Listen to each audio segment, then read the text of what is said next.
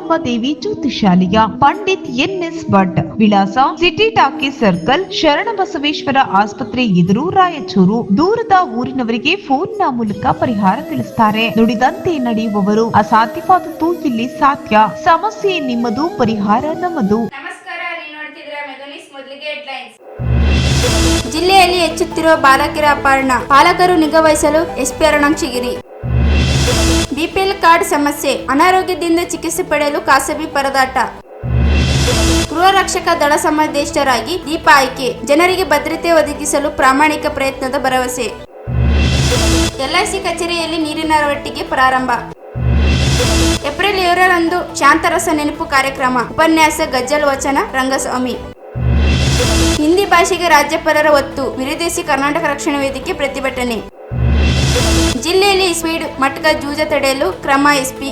ಶಾಲಾ ಹಾಗೂ ಕಾಲೇಜುಗಳು ಪರೀಕ್ಷೆಗಳು ಮುಗಿದ ಹಿನ್ನೆಲೆ ಅಪ್ರಾಪ್ತ ಬಾಲಕಿಯರನ್ನು ಕುಸಲಾಗಿಸಿ ಕರೆದುಕೊಂಡು ಹೋಗುವ ಪ್ರಕರಣಗಳು ಹೆಚ್ಚುತ್ತಿದ್ದು, ಪೋಷಕರು ನಿಗಾವಹಿಸಿ ಬುದ್ಧಿವಾದ ಹೇಳಬೇಕೆಂದು ಜಿಲ್ಲಾ ಪೊಲೀಸ್ ವರಿಷ್ಠಾಧಿಕಾರಿಗಳು ಅರುಣಾಕ್ಷಿಗಿರಿ ಹೇಳಿದರು. ಅವರಿದ್ದು ನಗರದ ಜಿಲ್ಲಾ ಪೊಲೀಸ್ ವರಿಷ್ಠಾಧಿಕಾರಿ ಕಚೇರಿ ಸಭಾಂಗಣದಲ್ಲಿ ಮಕ್ಕಳ ಅಪಹರಣ ಮತ್ತು ನಾಪತ್ತೆ ಕುರಿತು ಇಲಾಖೆಗಳೊಂದಿಗೆ ಹಮ್ಮಿಕೊಂಡ ಸಭೆಯಲ್ಲಿ ಮಾತನಾಡಿ, ಇತ್ತೀಚೆಗೆ ದಿನಗಳಲ್ಲಿ ಬಾಲಕಿಯರು ಹಾಗೂ ಯುವತಿ ಅಪಹರಣ ಮತ್ತು ನಾಪತ್ತೆ ಪ್ರಕರಣಗಳು ಹೆಚ್ಚಾಗಿ ವರದಿಯಾಗುತ್ತಿದ್ದು, ಪೋಷಕರು ತಮ್ಮ ಮಕ್ಕಳನ್ನು ಮೇಲೆ ಹೆಚ್ಚಿನ ನಿಗಾ ವಹಿಸುವುದು ಅಗತ್ಯವಾಗಿದೆ ಎಂದು ತಿಳಿಸಿದರು. ವಿಶೇಷವಾಗಿ ಎಸ್ಎಸ್ಸಿ ಮತ್ತು ಪಿಯುಸಿ ಪರೀಕ್ಷೆಗಳು ಮುಗಿದು ಹೋಗಿದ್ದು, ಬಾಲಕಿಯರನ್ನು ಪಲಾಯಿಸಲು ಹೊರಗಡೆ ಕರೆದುಕೊಂಡು ಹೋಗುತ್ತಿರುವುದು ಕಂಡು ಬರುತ್ತಿದೆ. ಈ 3-4 ತಿಂಗಳು ಮಕ್ಕಳ ಹೊರಗೆ ಹೆಚ್ಚು ಸಮಯ ಕಳೆಯುವ ಸಂದರ್ಭಗಳಲ್ಲಿ ಎಚ್ಚರಿಕೆ ವಹಿಸಬೇಕೆಂದು ಸೂಚಿಸಿದರು. 18 ವರ್ಷದೊಳಗಿನ ಬಾಲಕಿಯರ ಮೇಲೆ ಪೋಷಕರು ಹೆಚ್ಚಿನ ನಿಗಾ ವಹಿಸಬೇಕಾಗಿದೆ. ಮಕ್ಕಳಿಗೆ ಒಳ್ಳೆಯದು ಕೆಟ್ಟದ ಬಗ್ಗೆ ಬುದ್ಧಿವಾದ ಹೇಳಿ ಅಪರಿಚಿತರೊಂದಿಗೆ ಸಂಪರ್ಕ ಬೆಳೆಸಬಾರದು ಎಂಬುದನ್ನು ಮನವರಿಕೆ ಮಾಡಿಕೊಡಬೇಕೆಂದು ಸಲಹೆ ನೀಡಿದರು. ಯಾವುದೇ ಅನುಮಾನಾಸ್ಪದ ಚಟುವಟಿಕೆ ಕಂಡು ಬಂದಲ್ಲಿ ತಕ್ಷಣ ಪೊಲೀಸ್ ಇಲಾಖೆಗೆ ಮಾಹಿತಿ ನೀಡುವಂತೆ ಮನವಿ ಮಾಡಿದ್ದಾರೆ. ಜಿಲ್ಲೆಯಲ್ಲಿ ಕಾನೂನು ಸುವ್ಯವಸ್ಥೆ ಕಾಪಾಡಲು ಪೊಲೀಸ್ ಇಲಾಖೆ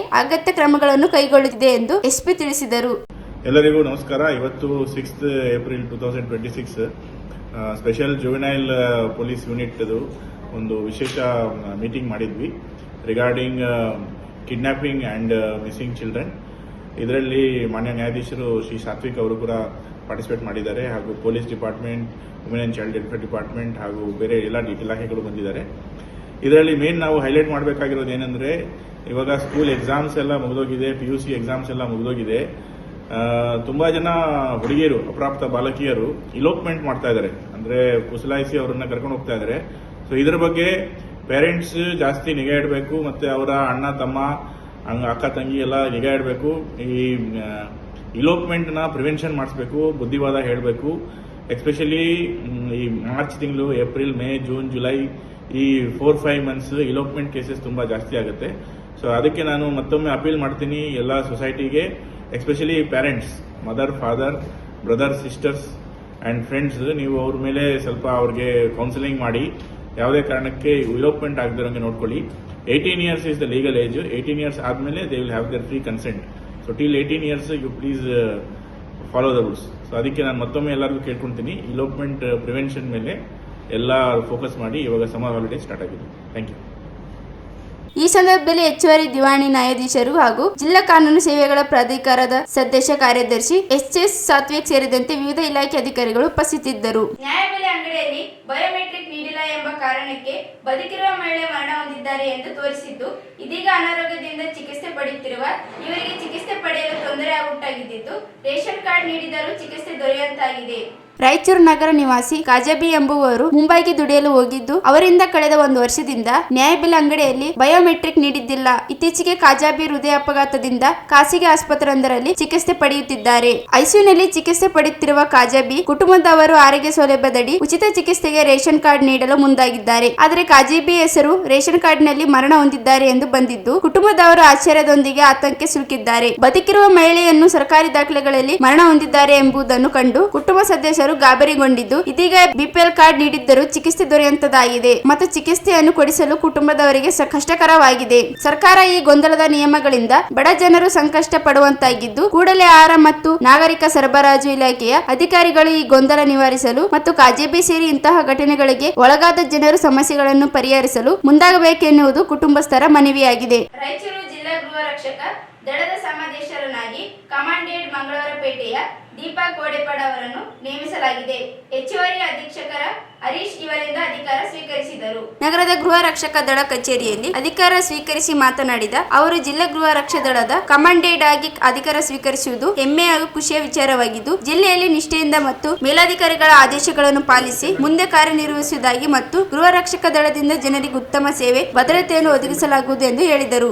ನಮಸ್ಕಾರ ಎಲ್ಲರಿಗೂ. ನಾನು ದೀಪಾ ಕೋಡೆಪಾಡು, ರಾಯಚೂರು ಜಿಲ್ಲೆಯ ಹೋಂಗಾರ್ಡ್ ಕಮಾಂಡೆಂಟ್ ಆಗಿ ಇಂದು ಅಧಿಕಾರ ಸ್ವೀಕರಿಸಿದ್ದು ಹೆಮ್ಮೆ ಮತ್ತು ಸಂತೋಷದ ಕ್ಷಣವಾಗಿದೆ, ಜವಾಬ್ದಾರಿಯ ಕ್ಷಣವಾಗಿದೆ. ಸರ್ಕಾರದ ಆದೇಶದ ಪ್ರಕಾರ ಕಾನೂನು ಮತ್ತು ಹಿರಿಯ ಅಧಿಕಾರಿಗಳ ಮಾರ್ಗದರ್ಶನದಲ್ಲಿ ಕರ್ತವ್ಯಗಳನ್ನು ನಿರ್ವಹಿಸುತ್ತೇವೆ ಎಂದು ಹೇಳಿ ನಂತರ ಹೆಚ್ಚುವರಿ ಪೊಲೀಸ್ ವರಿಷ್ಠಾಧಿಕಾರಿ ಜಿ ಹರೀಶ್ ನೇಮಕಾತಿ ಆದೇಶ ನೀಡಿ ಶುಭ ಕೋರಿದರು. ಉತ್ತಮವಾಗಿ ಕಾರ್ಯನಿರ್ವಹಿಸುವಂತೆ ತಿಳಿಸಿದರು.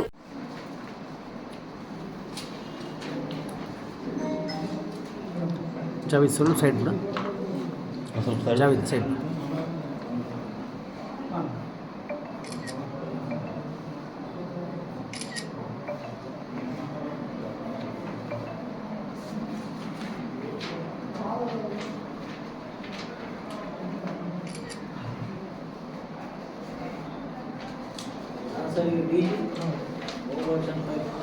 ಪ್ರಶಾಂತ್ ಕುಮಾರ್ ಡಾಕ್ಟರ್ ಒಳ್ಳೆ ಅಧಿಕಾರಿ.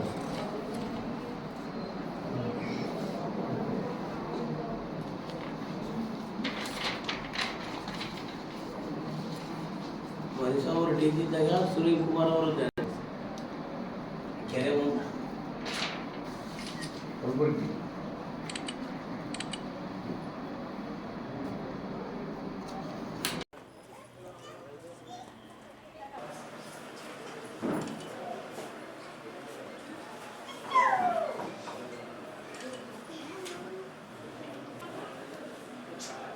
ಸ್ವಲ್ಪ ಸ್ಮೈಲ್ ಮಾಡಿ.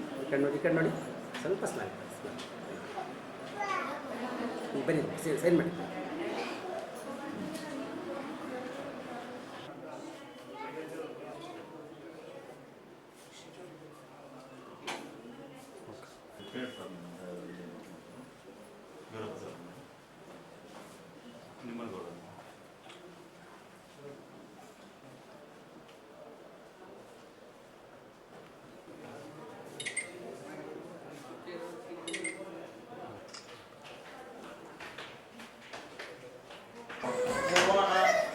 ಶ್ರೀಮತಿ ದೀಪಾ ಗೋಡ್ಪಡೆ ಅವರು ಎಸ್ಎ ಹೆಚ್ಚುವರಿ ಪೊಲೀಸ್ ಅಧೀಕ್ಷಕರು ಹಾಗೂ ಪ್ರಭಾರ ಸಮಾಜದ ಜಿಲ್ಲಾ ಘಟಕದ ರಾಯಚೂರು ಕಡೆಯಿಂದ ಕೊಡ್ತೇನೆ. हेलो हेलो हाँ मामू, यहाँ इधर आया भाई हमारा इसका ऑफिस, ये होमगार्ड ऑफिस का, होमगार्ड ऑफिस. हाँ मेरे बोले मरे सीधा इधर से आओ.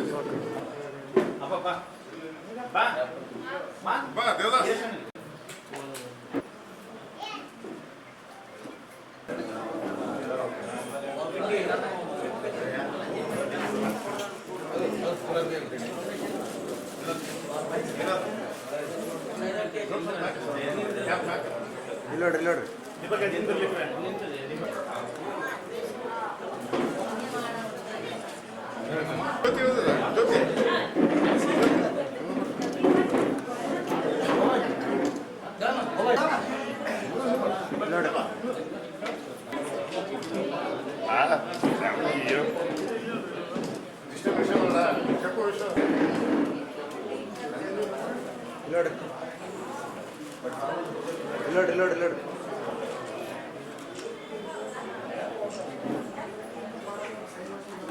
ಜೊತೆ ಬಾಮ್ಮ ಜೊತೆ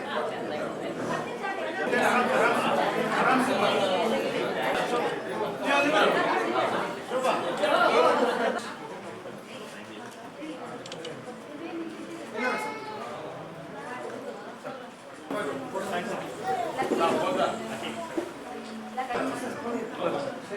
नमस्ते चंद्र भाई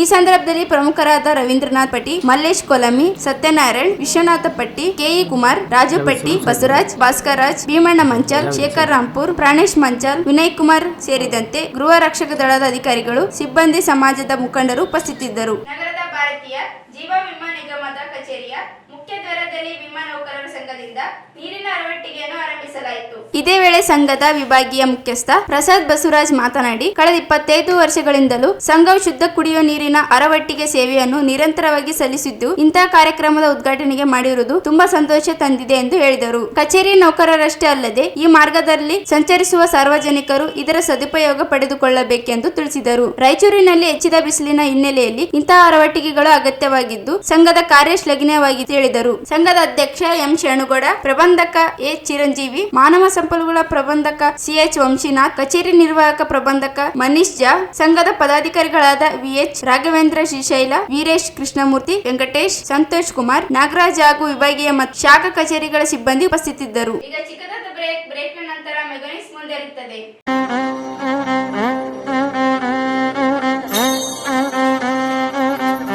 ಮಾರಿಕಾಂಬಾ ದೇವಿ ಜ್ಯೋತಿಷಾಲಯ, ಪಂಡಿತ್ ಎನ್ಎಸ್ ಭಟ್, ವಿಳಾಸ ಸಿಟಿ ಟಾಕೀಸ್ ಸರ್ಕಲ್, ಶರಣಬಸವೇಶ್ವರ ಆಸ್ಪತ್ರೆ ಎದುರು, ರಾಯಚೂರು. ದೂರದ ಊರಿನವರಿಗೆ ಫೋನ್ನ ಮೂಲಕ ಪರಿಹಾರ ತಿಳಿಸುತ್ತಾರೆ. ನುಡಿದಂತೆ ನಡೆಯುವವರು, ಅಸಾಧ್ಯವಾದದ್ದು ಇಲ್ಲಿ ಸಾಧ್ಯ.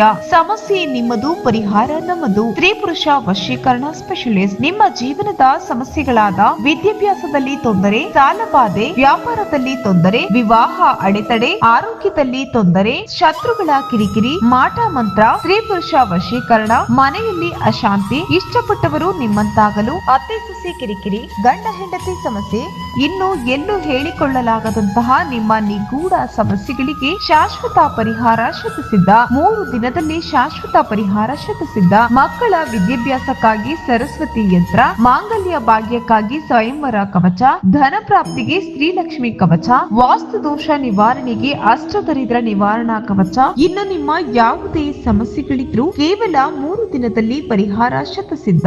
ಈಗಲೇ ಸಂಪರ್ಕಿಸಿ 8861952825. ಬ್ರೇಕ್ನ ನಂತರ ಮೆಗಾನಿಕ್ಸ್ಗೆ ಸ್ವಾಗತ.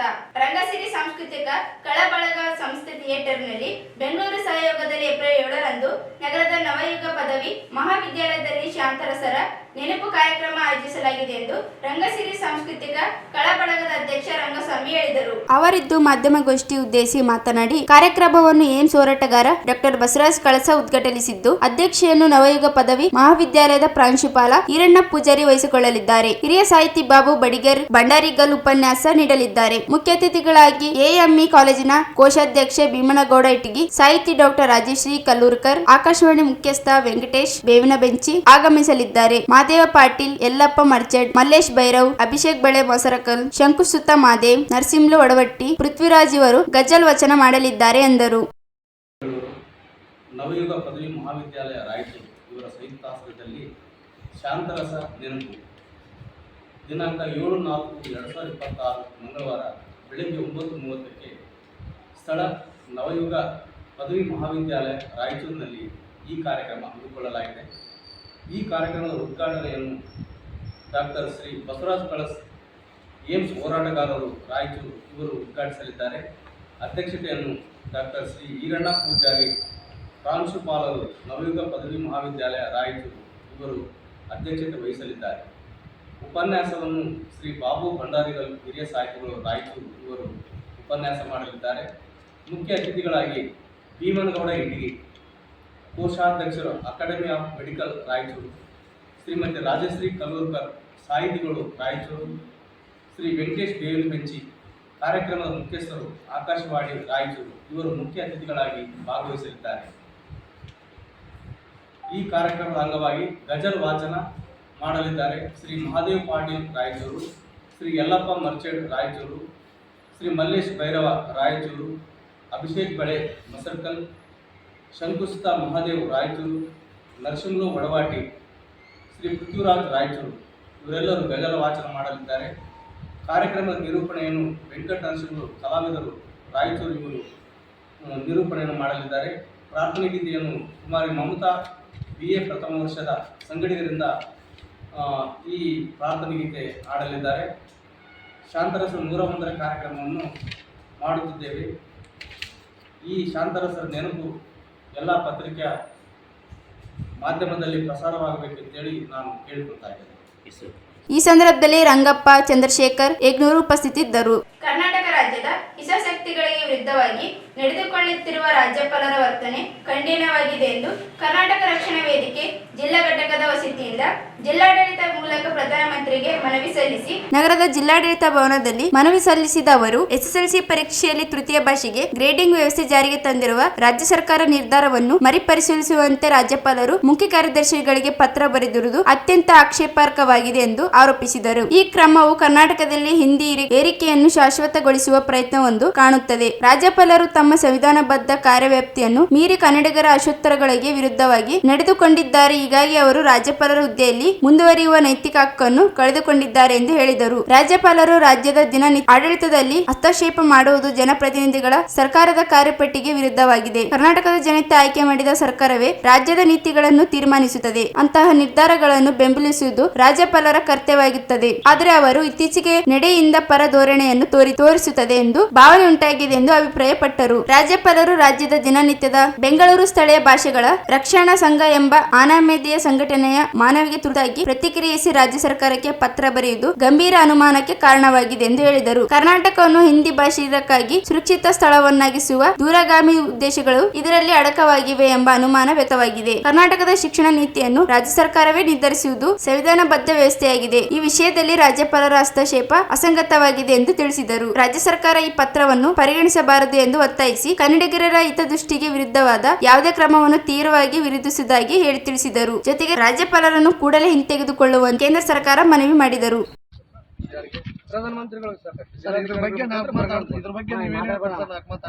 ವಿಷಯ ಏನಂತಂದ್ರೆ ಮೊನ್ನೆ ರಾಜ್ಯ ಸರ್ಕಾರ ಹಿಂದಿ ವಿಚಾರದಲ್ಲಿ ಒಂದು ದೊಡ್ಡ ನಿರ್ಣಯ ತಗೊಂಡಿದೆ. ಯಾಕಂತಂದ್ರೆ ಇವತ್ತು ನಮ್ಮ ಮಕ್ಕಳ ಬದುಕಿನ ವಿಚಾರ ಮುಂದಿನ ಪೀಳಿಗೆಗೆ ಇದು ಬಹಳ ಆಗ್ತದೆ. ಅಲ್ಲಿ ವಿಷಯ ಏನಂತಂದ್ರೆ ರಾಜ್ಯಪಾಲರು ಗೊತ್ತಾಗ್ತಾ ಇಲ್ಲ. ಏನು ಅವ್ರಿಗೆ ಏನಂದ್ರೆ ಅವ್ರ ಪ್ರೇಮ ಅಲ್ಲೆಲ್ಲ ಈಗ ಅಲ್ಲೆಲ್ಲ ಒಂದು 3-4 ರಾಜ್ಯಗಳು ಅವ ಹಿಂದಿ ಮಾತಾಡ್ತಕ್ಕಂಥ. ಭಾರತ ಇವತ್ತು ಒಗ್ಗೂಡಿದ್ದು ಭಾಷಾವಾರು ಒಗ್ಗೂಡಿದ್ದು ಭಾರತ ದೇಶದಲ್ಲಿ. ಹಂಗಾಗಿ ನಮ್ಮ ಭಾಷೆಗಳು ನಮ್ಮ ಮಾತೃಭಾಷೆಗಳನ್ನ ಕೊಲ್ತಕ್ಕಂಥ ಕೆಲಸ ರಾಜ್ಯ ಸರ್ಕಾರ ಮಾಡಬಾರ್ದು.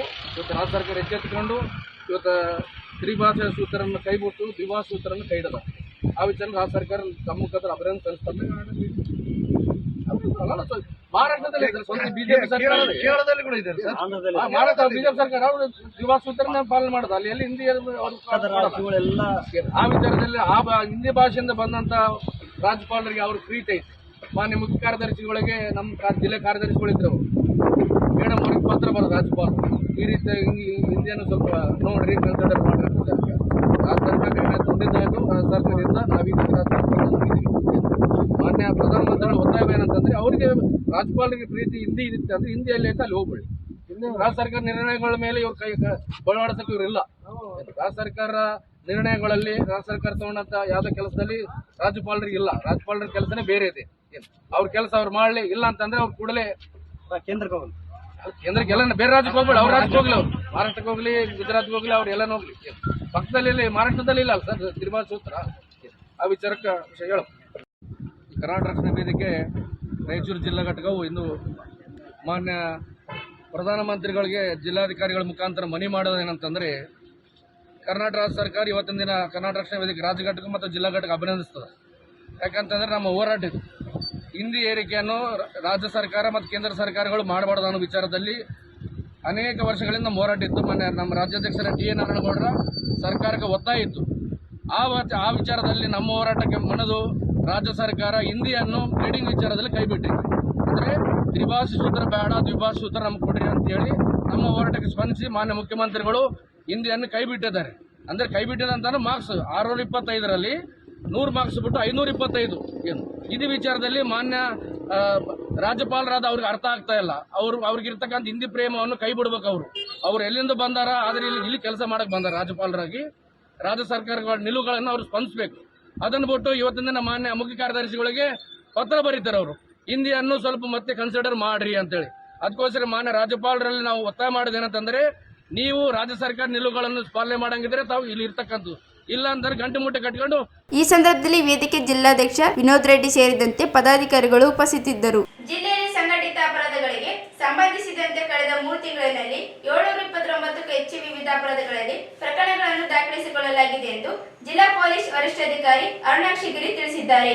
ಜನವರಿ, ಫೆಬ್ರವರಿ, ಮಾರ್ಚ್ ತಿಂಗಳಲ್ಲಿ ಜಿಲ್ಲೆಯಲ್ಲಿ ಅಕ್ರಮ ಮರಳು ಸಾಗಾಟ, ಇಸ್ಪೇಟ್, ಮಟ್ಕಾ, ಜೂಜಾಟ ಸೇರಿದಂತೆ ಹಲವು ಸಂಘಟಿತ ಅಪರಾಧಗಳನ್ನು ಪತ್ತೆ ಹಚ್ಚಿ ಪ್ರಕರಣ ದಾಖಲಿಸಿಕೊಳ್ಳಲಾಗಿದೆ. ಇಂತಹ ಪ್ರಕರಣಗಳನ್ನು ಇನ್ನು ಹೆಚ್ಚೆಚ್ಚು ಪತ್ತೆ ಹಚ್ಚಲು ಜನರ ಸಹಕಾರ ಅಗತ್ಯವಾಗಿದ್ದು, ತಮ್ಮ ಸುತ್ತಮುತ್ತಲಿನ ಯಾವುದೇ ಅಕ್ರಮ ಚಟುವಟಿಕೆಗಳು ಮತ್ತು ಅಪರಾಧ ಕಂಡು ಬಂದಲ್ಲಿ ಪೊಲೀಸ್ ತುರ್ತು ಸಹಾಯವಾಣಿ 112ಗೆ ಸಂಪರ್ಕಿಸಬಹುದಾಗಿ ಎಂದು ಹೇಳಿದ್ದಾರೆ. ಸ್ಪೀಡ್ ದಂಧೆಯ 105 ಪ್ರಕರಣಗಳು, ಮಟ್ಕಾ 172 ಪ್ರಕರಣಗಳು, ಜೂಜಾಟ 22, ಕೋಳಿ ಪಂದ್ಯ 18, ಅಗತ್ಯ ಸರಕುಗಳ ಕಾಯ್ದೆಯಡಿ 13, ಅಕ್ರಮ ಮರಳು ಗಣಿಗಾರಿಕೆ 807, ಅಂಬಾಕರಿ 121, ಎನ್ಡಿಪಿಎಸ್ ಗಾಂಜಾದ 71 ಪ್ರಕರಣಗಳನ್ನು ದಾಖಲಿಸಲಾಗಿದೆ ಎಂದು ಮಾಹಿತಿ ನೀಡಿದ್ದಾರೆ. ಅಂಬಾಕರಿ ಇಲಾಖೆಯಿಂದ 121 ಪ್ರಕರಣಗಳಲ್ಲಿ 23 ಪ್ರಕರಣಗಳು ಅಕ್ರಮ ಸೇಂದಿ ಮಾರಾಟವಾಗಿದ್ದು, 23 ಪ್ರಕರಣಗಳಲ್ಲಿ 832 ಲೀಟರ್ ಸೇಂದಿಯನ್ನು ವಶಪಡಿಸಿಕೊಳ್ಳಲಾಗಿದ್ದು, ಇದಲ್ಲದೆ 71 ಗಾಂಜಾ ಪ್ರಕರಣಗಳಲ್ಲಿ 8 ಪ್ರಕರಣಗಳಲ್ಲಿ 11 ಜನ ಆರೋಪಿಗಳನ್ನು ಬಂಧಿಸಲಾಗಿದ್ದು, ಅವರಿಂದ 4.35 ಕೆಜಿ ಗಾಂಜಾವನ್ನು ಜಪ್ತಿಪಡಿಸಿಕೊಳ್ಳಲಾಗಿದೆ ಎಂದಿದ್ದಾರೆ. ನಮಸ್ಕಾರ. ರಾಯಚೂರು ಜಿಲ್ಲೆಯಲ್ಲಿ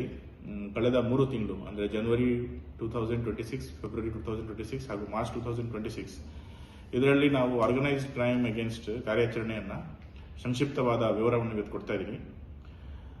ಸ್ಟ್ರೀಟ್ ಗ್ಯಾಮ್ಲಿಂಗ್ ಇದರ ರಿಲೇಟೆಡ್ ಟೋಟಲ್ ಇವಾಗ ತನಕ 3 ತಿಂಗಳಲ್ಲಿ 105 ಕೇಸಸ್ ನಾವು ಮಾಡಿದ್ದೀವಿ. ಮಟ್ಕಾ ಗ್ಯಾಮ್ಲಿಂಗ್ ರಿಗಾರ್ಡಿಂಗ್ ನಾವು 172 ಕೇಸಸ್ ಮಾಡಿದ್ದೀವಿ. ಬೆಟ್ಟಿಂಗ್ ರಿಗಾರ್ಡಿಂಗ್ 22 ಕೇಸಸ್ ಮಾಡಿದ್ದೀವಿ. ಅದೇ ಥರ ಕೋಳಿ ಪಂದ್ಯ ಅದರ ರಿಗಾರ್ಡಿಂಗ್ 18 ಕೇಸಸ್ ಮಾಡಿದ್ದೀವಿ. ಎಸೆನ್ಷಿಯಲ್ ಕಮಾಡಿಟೀಸ್ ಆಕ್ಟ್ ಅಂಡರ್ ನಾವು 13 ಕೇಸ್ ಮಾಡಿದ್ದೀವಿ. Illegal sand theft total 207 cases ಮಾಡಿದ್ದೀವಿ. ಹಾಗೆಯೇ ಎಕ್ಸೈಸ್ ಆಕ್ಟ್ ಅಲ್ಲಿ 121 ಕೇಸಸ್ ಮಾಡಿದ್ದೀವಿ.